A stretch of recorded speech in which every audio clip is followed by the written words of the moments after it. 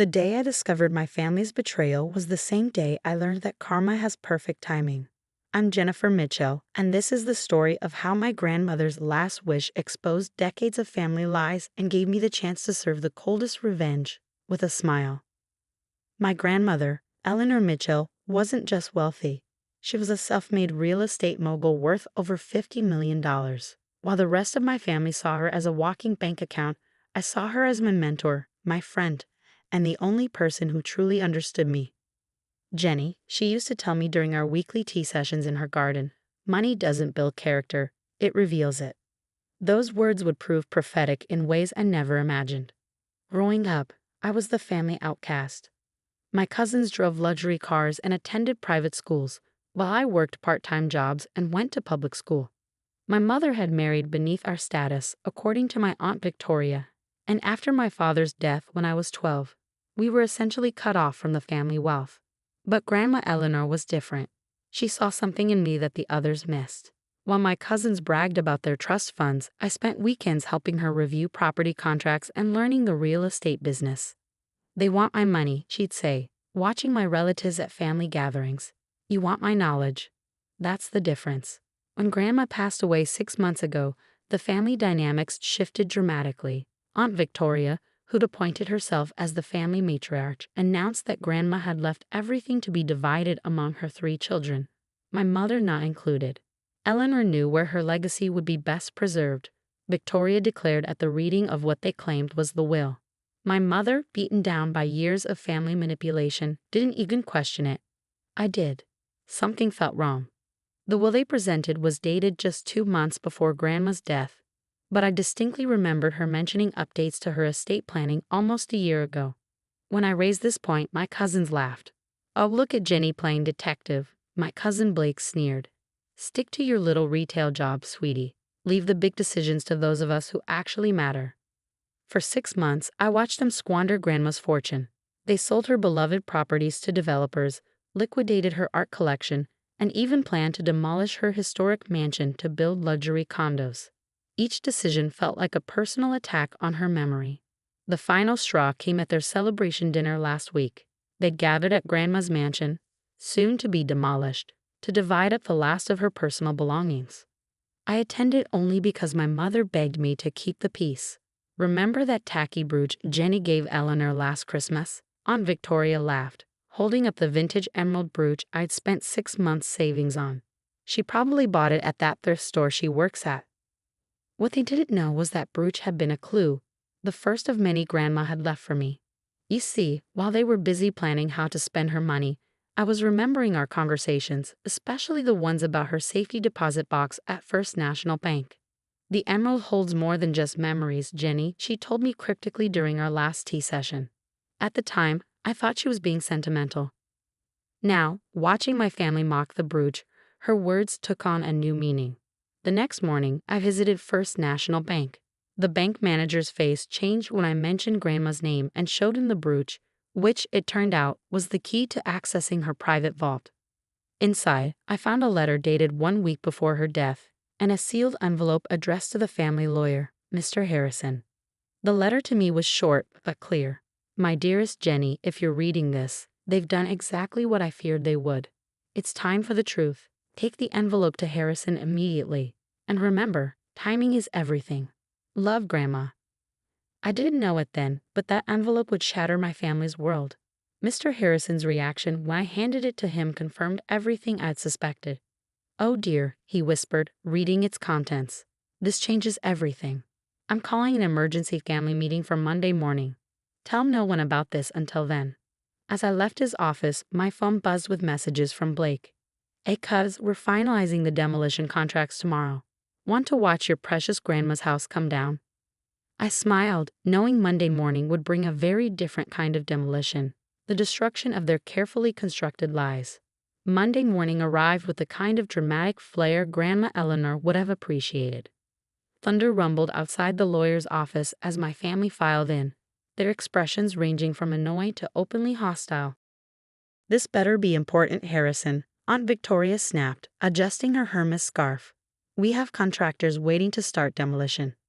I sat quietly in the corner, the same spot where I'd been relegated during countless family meetings. My 3 cousins, Blake, Madison, and Tyler, were already discussing how to split the profits from the upcoming condo development. Mr. Harrison cleared his throat, his usually calm demeanor replaced by something I'd never seen before: righteous anger. "Before we begin, I need to address something serious." He placed a document on the table. "This is Eleanor Mitchell's true last will and testament, dated 1 week before her death." The room went silent. My mother, who had been staring at her hands, looked up sharply. "What are you talking about?" Uncle Richard demanded. "We already executed the will months ago." "The will you executed," Mr. Harrison said slowly, "was not Eleanor's final will. In fact, according to this notarized statement, that will was created under duress." He pressed a button on his desk phone, and a familiar voice filled the room, my grandmother's. "This is Eleanor Mitchell. Date: April 15th, 2024.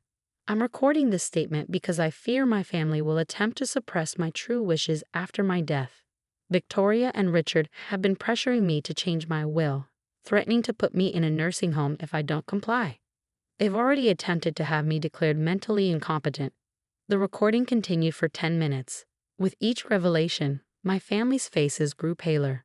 Grandma detailed every manipulation, every threat, every attempt to control her fortune in her final years. "You monster," my mother suddenly stood, pointing at Victoria. "You tried to have our mother declared insane." Victoria's perfectly maintained composure cracked. She was becoming difficult. All those properties she refused to sell, all that money just sitting there, while she played mentor to your worthless daughter. Mrs. Mitchell's true will, Mr. Harrison continued over the chaos, leaves very specific instructions. The entire estate, valued at approximately $54 million, is to be handled as follows. What happened next would be talked about in whispered tones at country clubs for years to come. The will was a masterpiece of justice, crafted by a woman who'd spent decades watching her family's true colors emerge. To my Aunt Victoria, a single dollar, with a note reading, "Since money is all you ever cared about, here's your fair share." To Uncle Richard, ownership of a small property in Nebraska, the failed investment he pressured Grandma to buy years ago, which she kept as a reminder of his poor judgment. To my cousins, trust funds that could only be accessed after completing 4 years of full-time work in public service professions. Since you've never worked a day in your lives, the will read, consider this your introduction to real value. To my mother, a heartfelt apology for not protecting her more from Victoria's manipulation, and a generous monthly stipend to ensure she'd never struggle again. And to me, the remainder of my estate, Mr. Harrison read, including all real estate holdings, business interests, and liquid assets, I leave to my granddaughter, Jennifer Mitchell, who alone understood that wealth is not about what you have, but what you build. The explosion was immediate. "This is outrageous," Victoria shrieked. "She must have manipulated Mother." "Actually," Mr. Harrison interrupted, producing more documents, "I have video evidence of Eleanor making this will, along with comprehensive mental health evaluations proving her complete competence. She was quite thorough." But Grandma wasn't done. The will had one final stipulation. Any family member who contested it would trigger a clause donating their entire potential inheritance to charity. "You can't do this," Blake stammered, looking at me with a mix of hatred and desperation. "The demolition contracts are canceled," I finished for him, speaking for the first time. "The mansion stays." "You'll ruin everything." Victoria lunged across the table, her designer bag swinging like a weapon. "We had plans." "No," I corrected her, standing my ground. "You had schemes. Grandma had plans. And now, I have control." The next hour was a blur of threats, tears, and finally, defeat. As my family stormed out one by one, Mr. Harrison handed me a final envelope from Grandma. "She asked me to give you this after everything was revealed," he said with a small smile. Inside the envelope was a single key and a handwritten letter, Grandma's elegant script flowing across the page. "My dearest Jenny, if you're reading this, then justice has been served. But justice without wisdom is just another form of revenge." The key enclosed opens the private study in the mansion's east wing, a room no one else knows exists. What you find there will show you why I chose you, and more importantly, what to do next. Remember, power isn't about making people kneel. It's about knowing when to help them stand. All my love, Grandma Eleanor. That evening, I walked through the mansion, my mansion now, until I found the hidden door behind the library's oak paneling. The key fit perfectly. The study was a time capsule of Grandma's real legacy. Walls lined with journals documenting every property deal, every business decision, and most importantly, detailed observations about our family spanning 3 decades. Victoria, age 12, one entry read.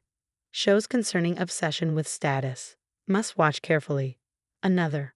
Richard's gambling debts paid again. He refuses to acknowledge addiction. Will need intervention. But it was the most recent journal that caught my attention. The last entry, dated just days before her death, laid out her true master plan, one that went far beyond just inheritance. Jenny will face a choice, she'd written. Either become what they feared or become what I always saw in her. The real test isn't in receiving power, but in how she uses it. Attached were detailed plans for transforming our family's properties into something revolutionary. Affordable housing communities, small business incubators, educational centers. Grandma had spent years designing a legacy that could change thousands of lives, if executed by someone who cared about more than just profit. The next morning, I called an emergency family meeting. They came, of course, hope and greed, die hard. Before you start plotting legal challenges, I began, I want to make you an offer. I laid out my proposition. They could fight me and get nothing. Or they could earn back their place in the family legacy, through actual work. To Blake, who'd never held a real job. The new small business center needs a junior property manager. Starting salary is $45,000. You'll work your way up like everyone else. To Madison, who'd majored in social work before Victoria forced her into business school. We're converting the Brighton property into a community center. They need a program director. To Tyler, whose secret passion for teaching had been squashed by family pressure. The Educational Foundation needs someone to oversee grant applications. To Victoria and Richard, prove you can change and there might be places for you too, but you'll start at the bottom, just like everyone else. My mother sat quietly, tears in her eyes. This is what Mom always wanted, isn't it? Not just successful properties, but meaningful ones. Over the next year, something remarkable happened. Blake, after initially scoffing, discovered he had a talent for helping small businesses negotiate leases. Madison found her calling running youth programs. Tyler's grant program funded education for hundreds of underprivileged students. Victoria and Richard took longer to come around. But 6 months of watching their children grow, of seeing the respect they earned through actual work, began to crack their facades. The family dynamic shifted. Sunday dinners, once battlegrounds of passive-aggressive warfare, became planning sessions for community projects. The mansion, instead of being demolished, became a heritage museum and educational center. Yesterday, I found Blake giving a tour to potential small business tenants. My grandmother, he told them, used to say that real wealth isn't in your bank account, it's in the lives you change. He caught my eye and actually smiled, a real smile, not the smirk he worn for so many years. Last week, a journalist asked me about our family's remarkable transformation. The interesting thing about revenge, I told her, is that sometimes the best kind isn't about destroying your enemies. It's about giving them the chance to destroy their old selves. As I sit in Grandma's study, my study now, reading through her journals, I understand what she meant about power and standing. She didn't just leave me an inheritance, she left me a mission. The real revenge wasn't in taking everything from them. It was in showing them a better way to be wealthy, to be family, to be human. Grandma's last journal entry makes me smile every time I read it. Dear Jenny, if you're reading my journals, you've already learned the most important lesson. True wealth isn't in what you own, but in what you transform. I didn't choose you because you were perfect. I chose you because you understand that money without meaning is just paper, and family without forgiveness is just strangers with shared DNA. P.S. Victorian would look much better as a community art center, don't you think? She was right, of course. It does.